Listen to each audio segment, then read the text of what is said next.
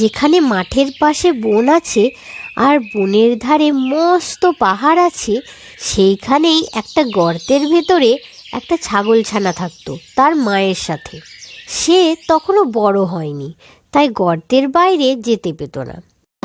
সারা দিন গর্তে বসে আমার আর ভালোই লাগে না। দাঁড়া বাছা, একটু সবুর কর, আর একটু বড় হ, তারপর বাইরে যাবি। কেন মা, এখন নয় কেন? এত বড় হয়েছি আমি, তা কি তুমি জানো? জানি জানি, কত বড় হয়েছিস তুই। ঠিক করে এখনো হাঁটতে পারিস না। বাইরে কত বিপদ জানিস। ভাল্লুকে ধরবে, বাঘে নিয়ে যাবে, সিংহে খেয়ে ফেলবে। তা শুনে তার ভয় হতো, আর সে চুপ করে গর্তের ভেতরে বসে থাকতো। তারপর সে একটু বড় হলো, তার ভয়ও কমে গেল। তখন তার মা বাইরে চলে গেলেই সে গর্তের ভেতর থেকে উঁকি মেরে দেখত।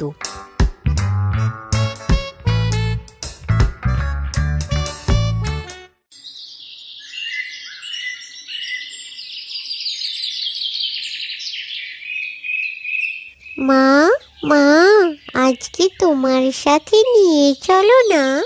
না বাছা, এখনই নয়, আর একটু বড় হ, তারপর নিয়ে যাব। এখন চুপ করে গর্তে বসে থাক, আমি খাবার নিয়ে আসছি।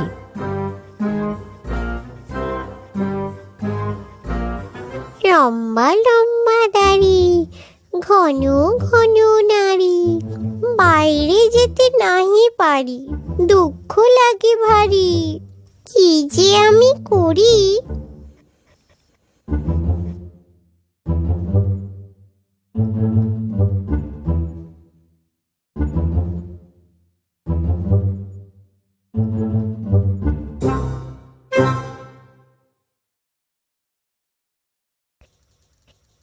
না, আজকে একটু বাইরে যাবই। এই যাব আর এই ফিরে আসবো।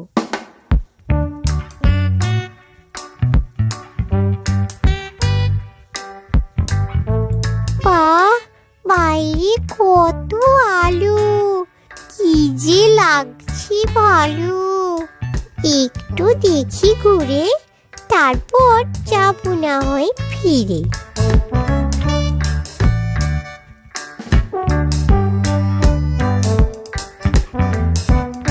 আরে ওটা কি? সিংহ নাকি? সর্বনাশ, কি হবে এখন?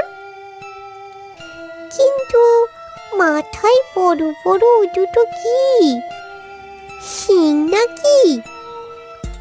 তাই তো, এটা তো একটা ছাগল, আমাদের মতো, কিন্তু এত বড়, মায়ের থেকেও অনেক বড়। কি করে এত বড় হলো?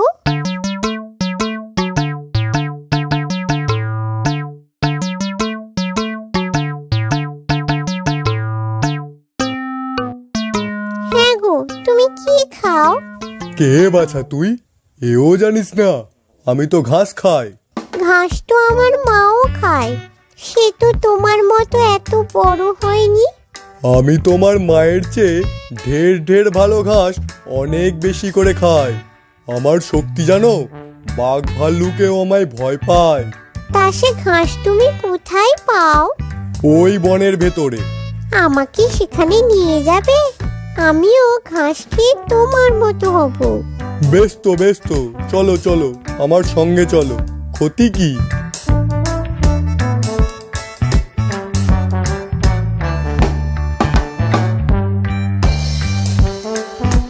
এই সেই জায়গা যেখানে আমি ঘাস খেতে আসি। বাহ, কি সুন্দর কচি কচি ঘাস গো! আমি খাবো, অনেক খাবো। যত খুশি খা। লম্বা লম্বা দাড়ি, ঘন ঘন নাড়ি, নর হরিদাস, খাবো দেদার ঘাস। ছাগলছানা মনের সুখে ঘাস খেতে থাকে। পেটে যত ঘাস ধরলো সে তত ঘাস খেলো। খেয়ে খেয়ে তার পেট এমন ভারী হলো যে সে আর চলতেই পারে না। এদিকে সন্ধে হয়ে আসলো। আজ অনেকটা দেরি হয়ে গেল, আর একটু পরেই অন্ধকার নামবে। এখন না ফিরলে মুশকিলে পড়ব। যাই, ছাগল ছানাকে ডাকি। আরে, ওর তো দেখছি কোনো হুঁশই নেই। বাচ্চা তো, কচি ঘাস পেয়েছে আর খেয়েই যাচ্ছে খেয়েই যাচ্ছে।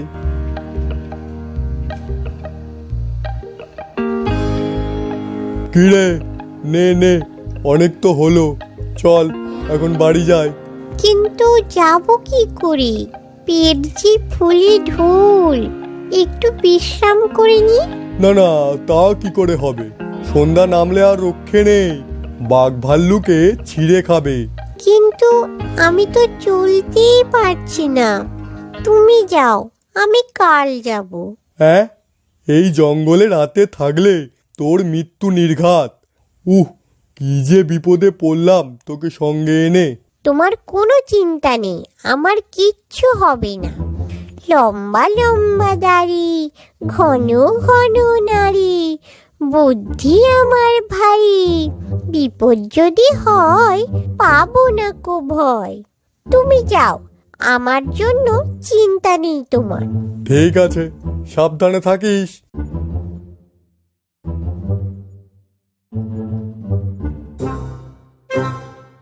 চারদিকে তো অন্ধকার হয়ে আসছে, রাতে থাকি কোথায়? ওই তো আমাদের গর্তের মতো একটা গর্ত দেখা যাচ্ছে, ওইখানেই আজ রাতে থাকবো।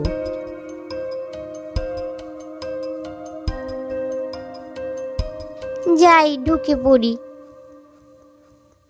এই গর্তটা কার কে জানে?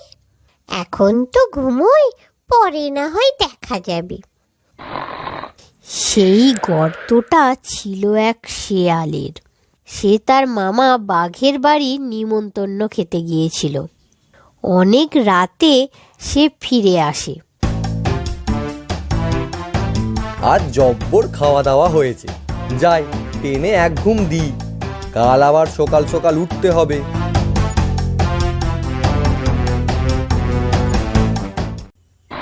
হ্যাঁ, কেমন যেন একটা বিকট আওয়াজ আসছে। কেউ আছে নিশ্চয় আমার গর্তে, সাবধানে দেখতে হবে। অন্ধকারে কাউকে দেখতেও তো পাচ্ছি না। ওরে বাবারে, রাক্ষস টাক্ষস হবে নিশ্চয়। গর্তের ভেতর কেউ? এই রে, কে যেন ডাকছে। বাঘ ভাল্লুক হবে নিশ্চয়। কি করি এখন? কে রে তুই? আমার সামনে মরতে এসেছিস? প্রাণের ভয় নেই তোর? ওরে বাপ, রক্ষা করো, আমাকে প্রাণে মারবেন না। কিন্তু আপনি কে? লম্বা লম্বা দাড়ি, ঘন ঘন নারী, সিংহের মামা আমি নরহরি দাস। 50 বাঘে মোর এক এক গ্রাস। বাবা গো!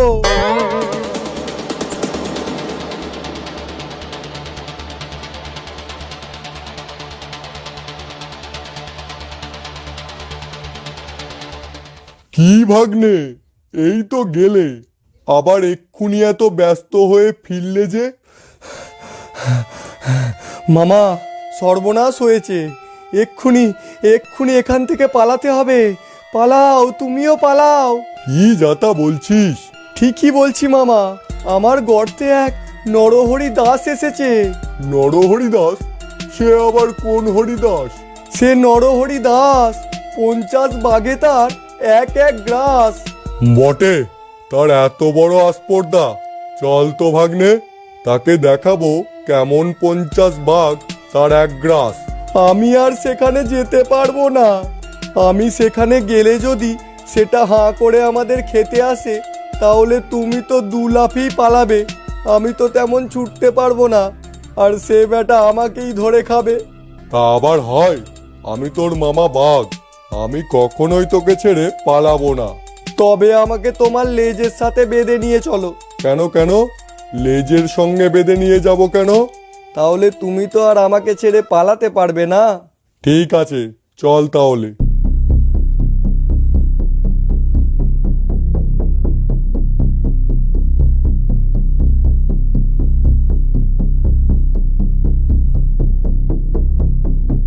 আবার কারা যেন আসছে মনে হচ্ছে, কি যে করি এখন।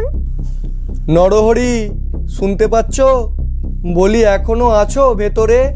দূর হতভাগা, তোকে দিলুম 10টা বাঘের করি, একটা বাঘ নিয়ে এলি লেজে দিয়ে দড়ি। হ্যাঁ হ্যাঁ, তার মানে ষড়যন্ত্র? শিয়াল বেটা ফাঁকি দিয়েছে আমাকে, নরহরি দাসকে খাওয়ানোর জন্য আমাকে নিয়ে এসেছে। তারপর সে কি আর দাঁড়ায়, সে 25 হাত লম্বা এক এক লাফ দিয়ে শেয়ালকে শুদ্ধ নিয়ে পালালো।